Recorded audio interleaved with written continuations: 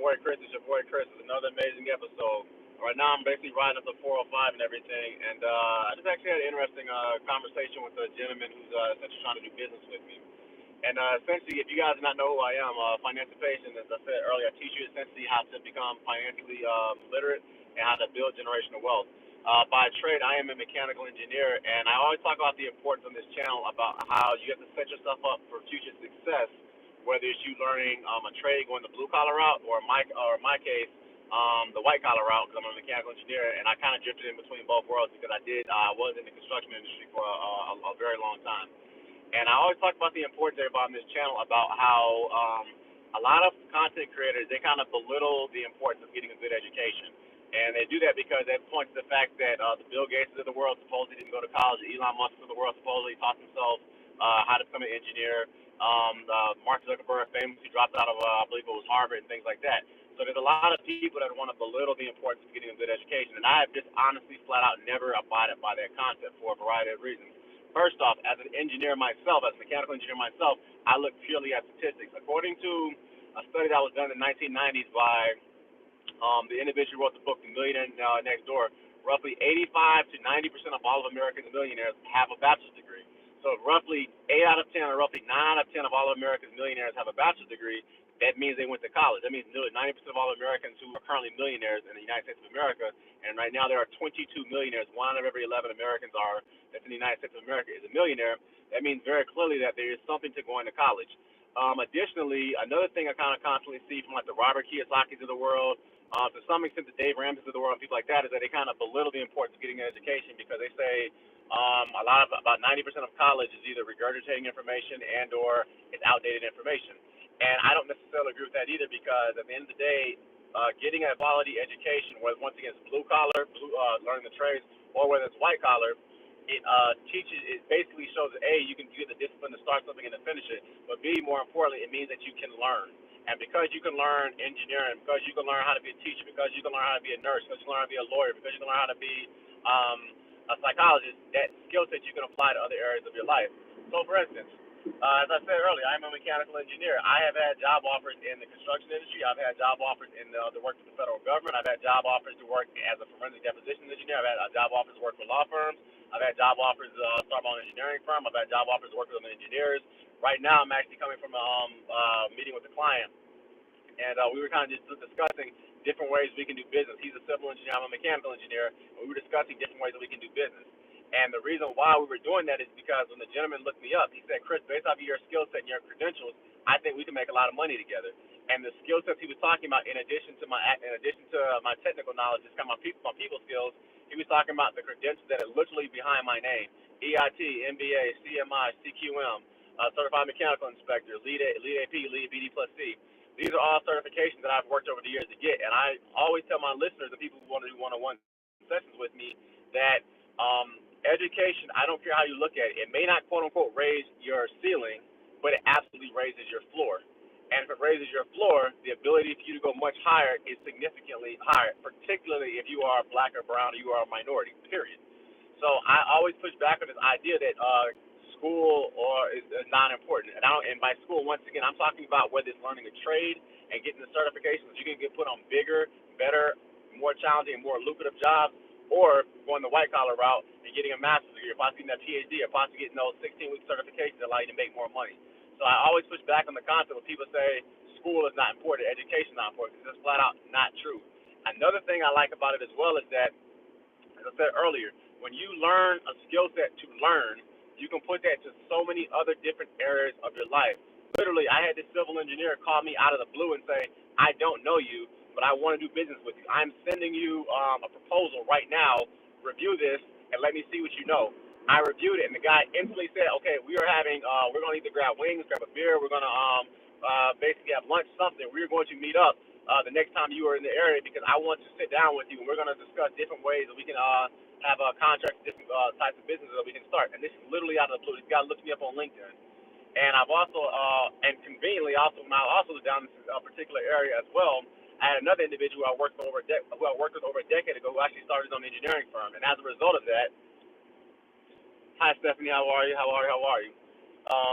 what's up, bro? What's up? How are you?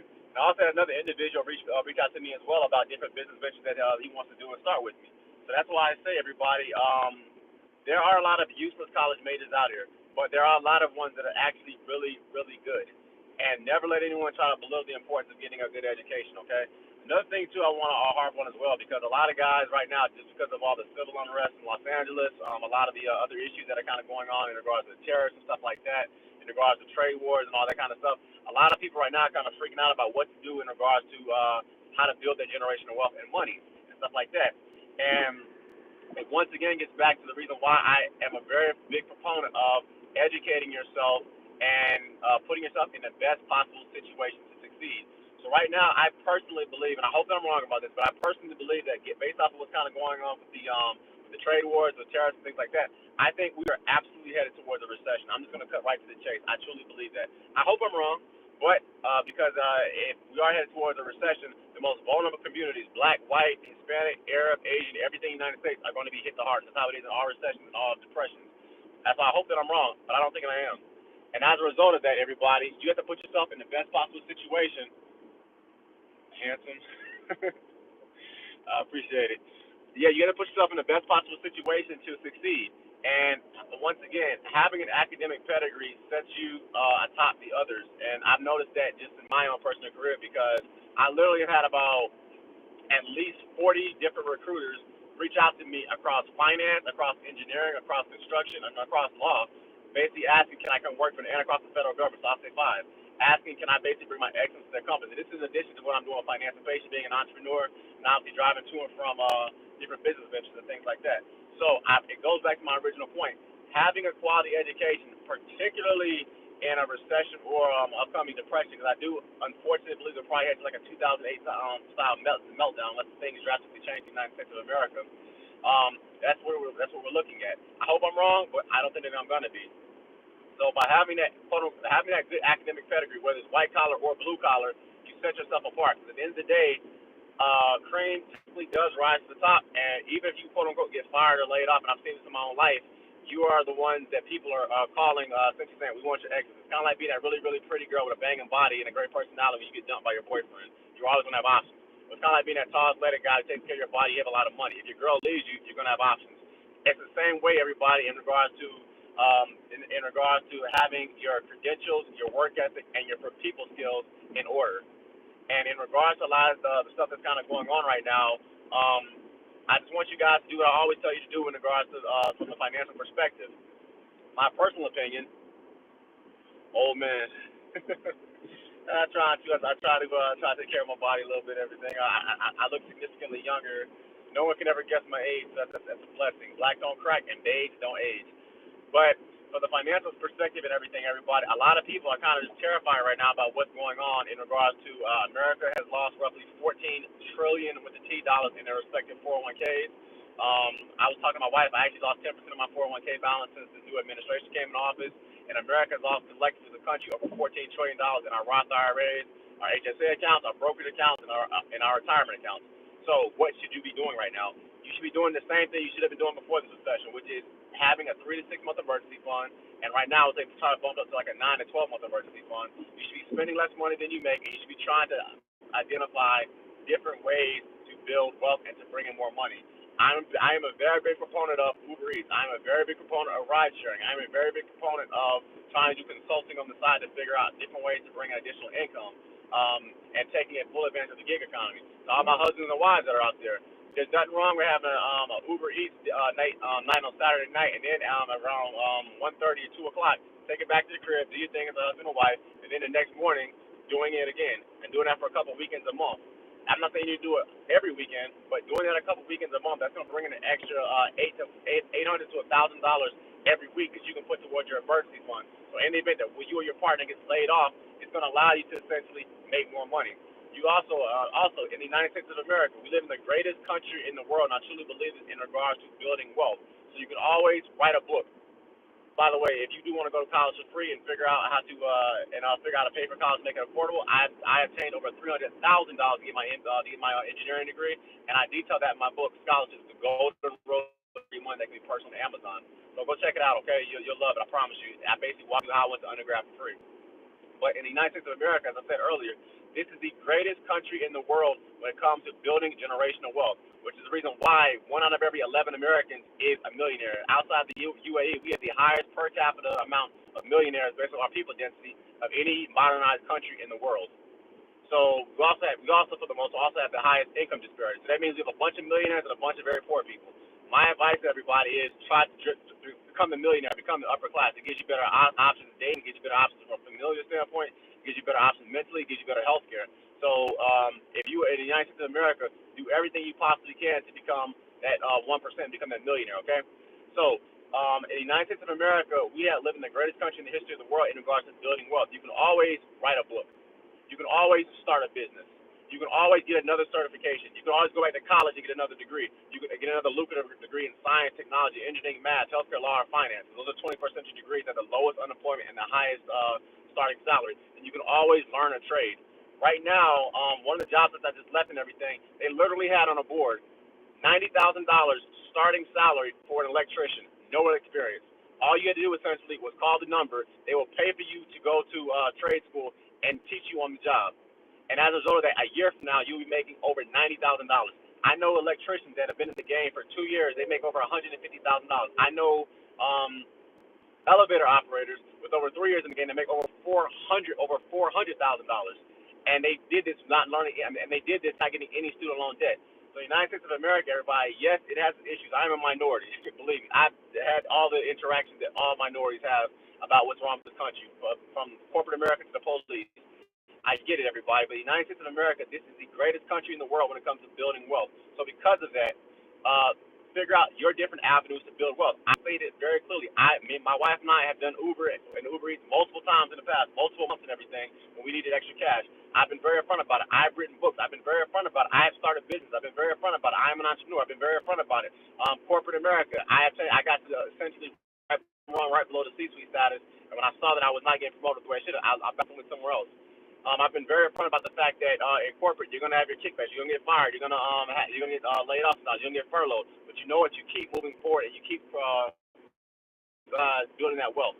Sorry guys, I'm driving right now, so I'm not really gonna be answering too many of your questions. It's not really safe. I need to keep my eyes on the 405. This is a crazy busy highway. Okay, so in general, everybody, make sure that no matter what your socioeconomic status is in the United States of America, always have a backup plan and always have your ducks in a row in order to continue to build your generational wealth. And I'm going to continue to harp on that, okay? Something else, too, I wanted to mention as well. Earlier in this podcast, earlier in this live stream, I talked about the need for us to value school and to take full advantage of the opportunities that are available to you. So one thing that I find very cool, and I married an immigrant woman. One thing I've always found very, very dope about immigrants when they come to America, I think because they come typically speaking from like third world countries, they come typically speaking from countries that they didn't have the amount of opportunities available to them that we do in the United States of America, is that they take their schooling very, very seriously. As I said earlier, I married an immigrant woman. My wife has 2 degrees and she's working on a third one right now. And in regards to school, they'll come to the United States thinking to themselves, wow, the only thing I need to do to succeed in America is to just study harder and keep my head down. That's it.